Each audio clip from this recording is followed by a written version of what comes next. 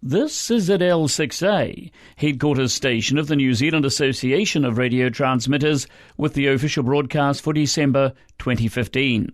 Tonight, presidential comment, headquarters news, and on the international scene, a gun battle in Afghanistan kills a ham. Another typhoon hits the Philippines. Yes, that and more on tonight's NZART official broadcast. Good evening, everyone. Presenting the broadcast, I'm Jim Meachen, ZL2BHF in Nelson. Presidential comment leads the way tonight. From Blenheim, here's our NZART President, Stuart Watchman, ZL2TW. Stuart. Good evening, everyone. In the last weekend of November, I had the privilege of being the guest of the Otago branch in Dunedin for the occasion of the reopening of their club rooms. Earlier in the year, South Dunedin suffered severe flooding, with the branch 30 club rooms suffering considerable damage. Thanks to a major branch effort, the damage has been repaired.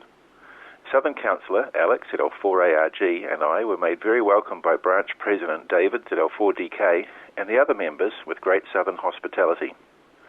At the event, I had the pleasure of meeting 3 new amateurs that have been through a successful recent weekend course at the branch.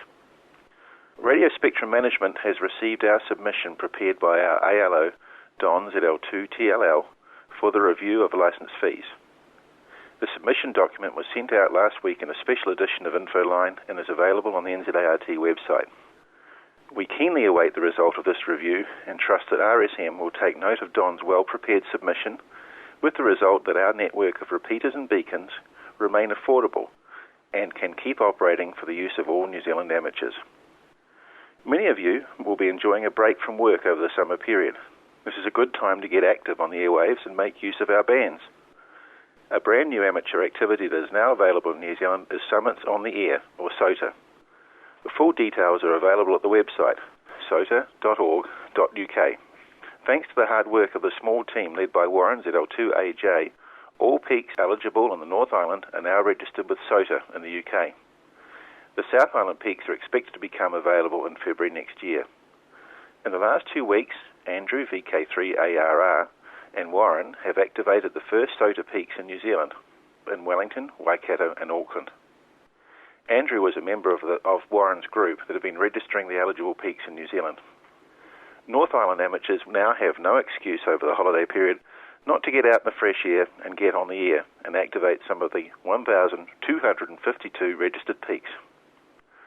Being the last broadcast for 2015, I would like to thank all the people in NZART that are working hard for our members, and in many cases all New Zealand amateurs, starting with Debby Morgan at headquarters, Vice President Phil, ZL3PAH and Council, and all our officers. Finally, I would like to wish NZART members, and indeed all listeners, a Merry Christmas and a Happy New Year. Thank you, Jim, and good night. Thank you, Stuart. The President of NZART, Stuart Watchman, ZL2TW. From the editor of Break-In, Mark Gooding, ZL2UFI, please note that the postal address for all items relating to Break-In, ham ads, advertising, letters to the editor, etc., should now all be addressed to NZART's Post Office Box in Upper Hutt. While the Post Office Box in Christchurch will be maintained until it expires in March 2016, all postal items should now be sent to Break-In Editor, PO Box 40525, Upper Hutt 5140.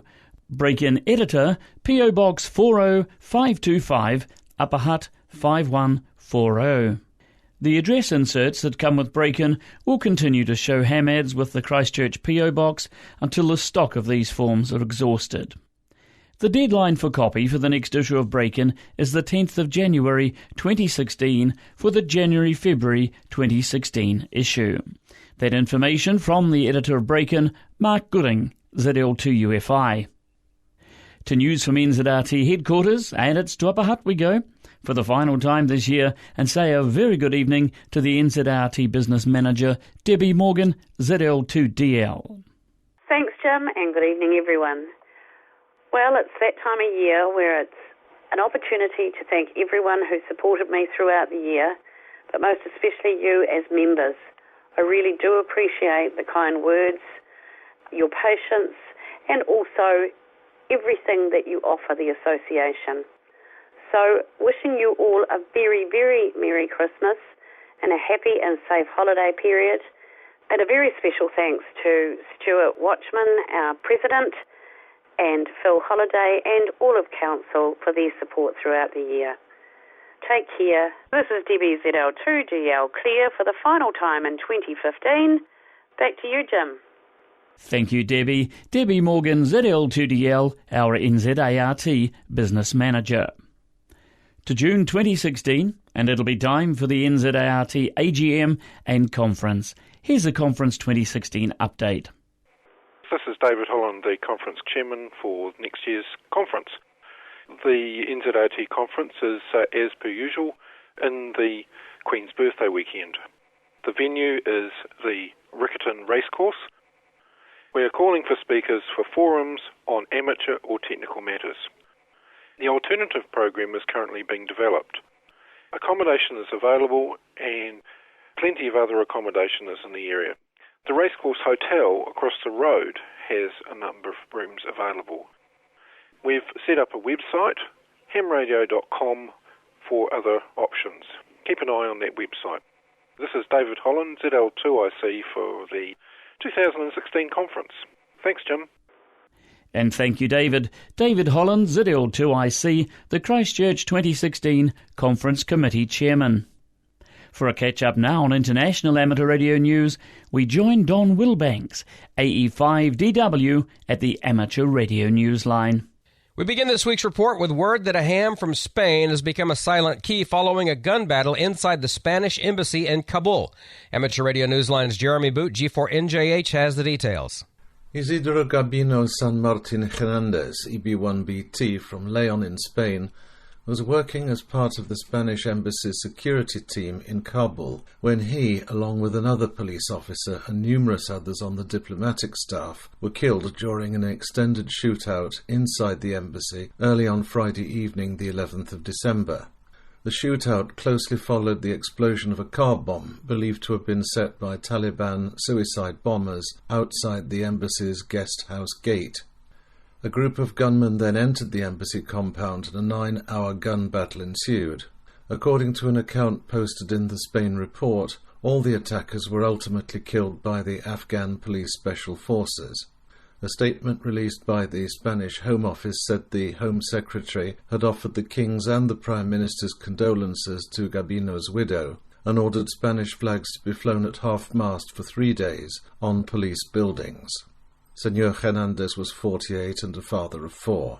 For Amateur Radio Newsline, I'm Jeremy Bucci for NJH in Nottingham in the UK. A team helping radio amateurs from Chennai, Bangalore, and Kerala are traveling to South Bengal to assess the communications infrastructure and other assets that would help the state brace for any disaster, such as the cyclone that struck in May 2009. The HAM's main challenge is to study what kind of shelter is available in the region, the state's disaster management plan, if any, and the feasibility of creating a series of amateur radio communication bases. The HAMs will take into account the area's access to the Internet, even in remote areas. A weather disaster in another part of the world. The Philippines had ham radio operators mobilizing well before it made landfall. And then, as Typhoon Malor approached, the Philippine Amateur Radio Association activated its ham emergency radio operations, or HeroNet. By the time it hit on Monday, December 14th, the typhoon swept through the central part of the nation, cutting power for millions and leaving at least 6 dead, one of them a child. The Philippine government reported that more than 90,000 homes were damaged, at least 8,000 beyond repair. In addition, mudslides and landslides left roads blocked.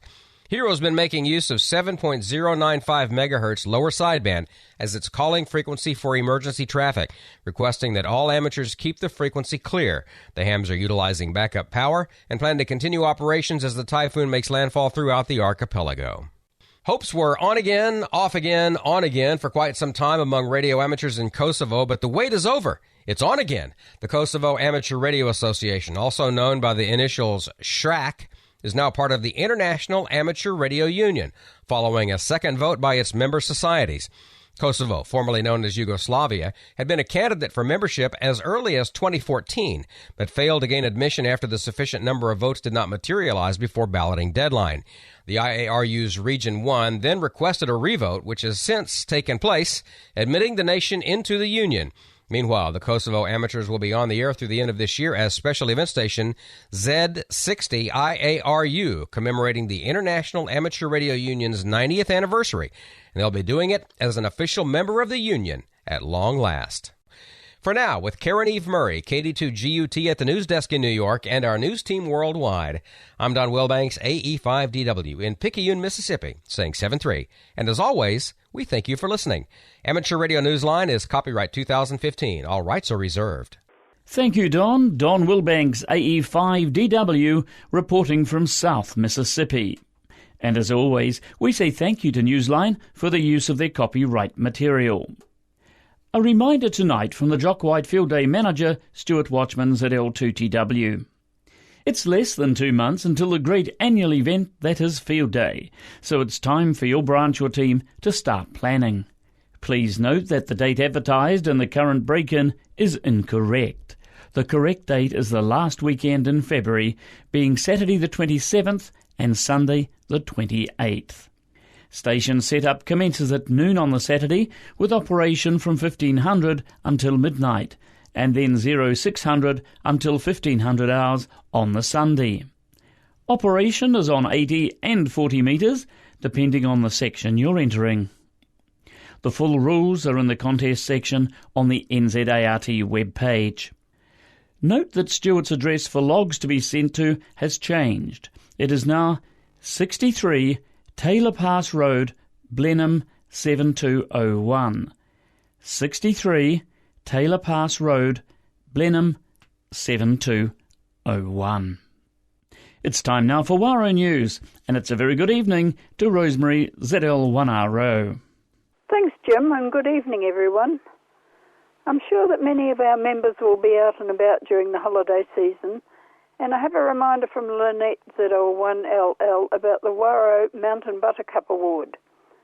All people need to do is to have 15 contacts with financial Waro members on any band and in any mode. The same Waro member may be contacted in any number of towns, but towns must only be logged once. Members can put out their suburb and city on different days. Members can also put on towns while they're mobile. Any place marked on the map is acceptable, provided the Waro member is there. The latest award information is on the Waro webpage, which can be accessed from the NZART homepage. On behalf of Waro President Kathy, ZL2ADK, the executive and members, I want to wish everybody a very happy Christmas and New Year and a joyous holiday season. May you have sufficient rain if you live in the dry northern parts of our country, and some extra sun if you're in the soggy south. If you're travelling during the holidays, I wish you a pleasant journey and a safe return to your homes. Finally, Waro congratulates Jim ZL2BHF on the milestone he's reached tonight, and we appreciate the time he gives to make the official broadcast a reality each month. That's all for 2015, Jim. See you in the new year. Good night, everyone. Thanks, Rosemary. Reporting for Waro, Rosemary Boshier, ZL1RO. Finally, in tonight's official broadcast lineup, it's branch news. Here's Stephen McNeill, ZL4HG. Thanks, Jim, and welcome to the last Around the Branches segment for 2015. Just 2 items tonight, and they're both from the top of the South Island where the sun always shines. First, Nelson Branch 26 NZART starts 2016 with a barbecue on the 24th of January at Rabbit Island, starting from 10:30 a.m. onwards. And Marlborough Branch 22 NZART also starts the new year off with a barbecue at Onamalutu on Saturday the 16th of January from 11 a.m. onwards.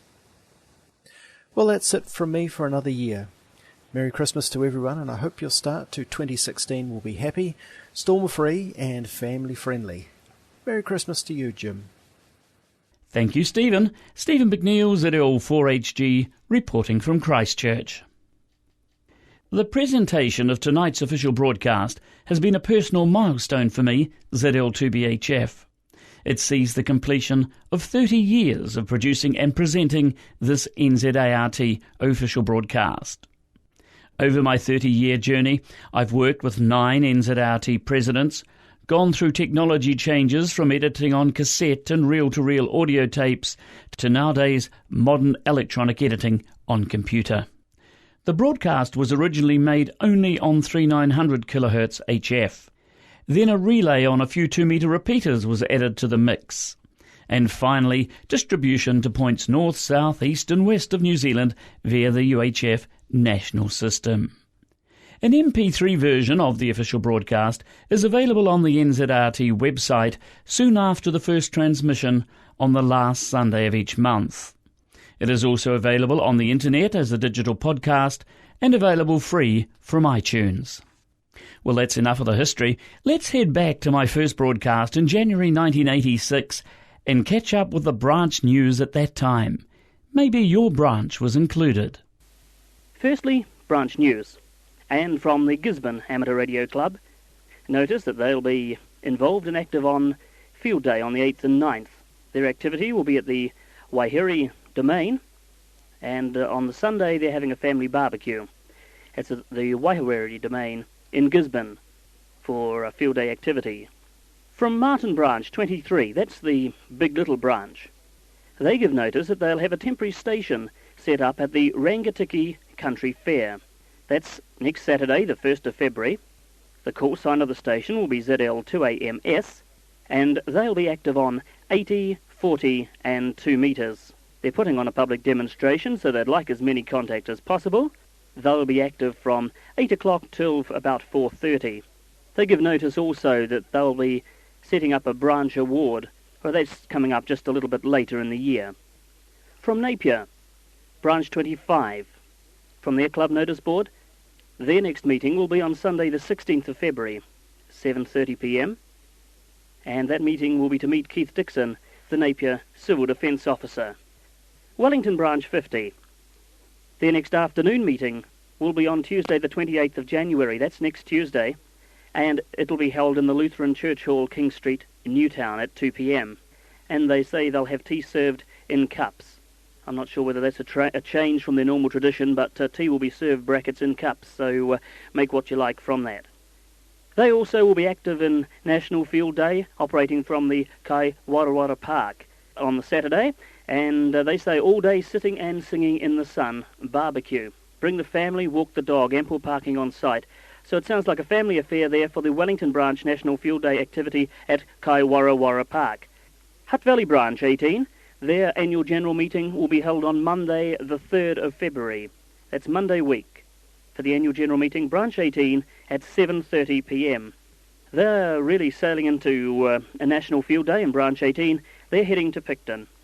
And any members wishing to partake in the branch activity there are asked to make arrangements with Hugh, ZL2BFG. A little bit of Waro news here. The next ZL1 area get-together, that'll be a combined Northland and Auckland gathering at the North Shore Branch 29 club rooms. And the club rooms, of course, are Kennedy Park, 145 Beach Road, Castor Bay. The date for that, it's a little way off yet, plenty of time to plan. Saturday the 15th of March, 1986. Saturday 15th March. A potluck lunch will be held, and whales visiting from other areas will be most welcome. The next official broadcast of the New Zealand Association of Radio Transmitters will be on Sunday the 23rd of February at 9 p.m. This is ZL2BHF at Silverstream for the New Zealand Association of Radio Transmitters. Branch news from the official broadcast 30 years ago. Back now to December 2015. The next issue of NZART Headquarters Info Line will be emailed on Friday, 5th of February 2016. The next official broadcast of NZART will be made by ZL6A at 8 p.m. on Sunday, the 28th of February 2016. There is no official broadcast in January. This is ZL6A, headquarters station of the New Zealand Association of Radio Transmitters, concluding the NZART official broadcast for December 2015.